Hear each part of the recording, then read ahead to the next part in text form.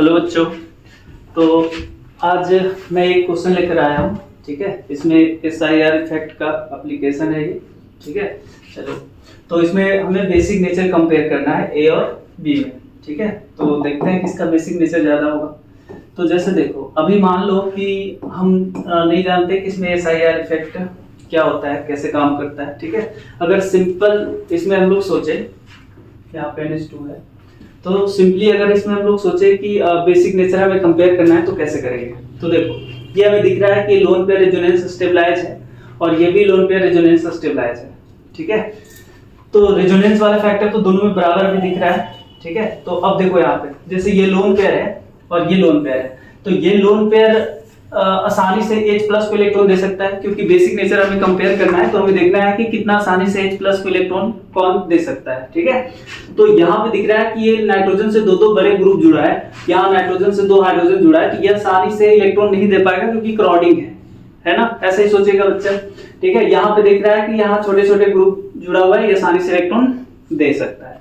तो दिख रहा है कि A का बेसिक नेचर कम होगा और B का बेसिक नेचर ज्यादा आएगा, लेकिन A ऑर्डर हमारा क्या है, गलत है, ठीक है। अब गलत क्यों हुआ उसके बारे में समझते हैं, ठीक है। जैसे देखो, यहाँ पे रेजोनेंस, इस कंपाउंड में रेजोनेंस हो रहा है, कोई दिक्कत नहीं है, ठीक है, क्योंकि 2 हाइड्रोजन है, छोटे छोटे ग्रुप जुड़ा हुआ है, ये रेजोनेंस स्टेबलाइज है।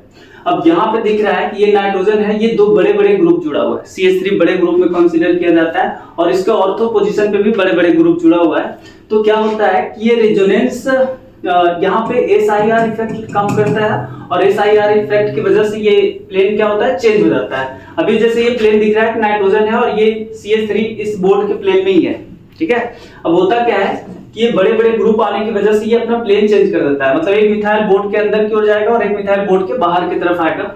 तो अगर ये प्लेन चेंज कर रहा है तो ये लोन पेयर जो होगा, जिस ऑर्बिटल में होगा, उसका भी डायरेक्शन क्या होगा, चेंज होगा। तो ये डायरेक्शन चेंज होने से रेजोनेंस क्या होता है, टूट जाता है यहाँ पे, ठीक है।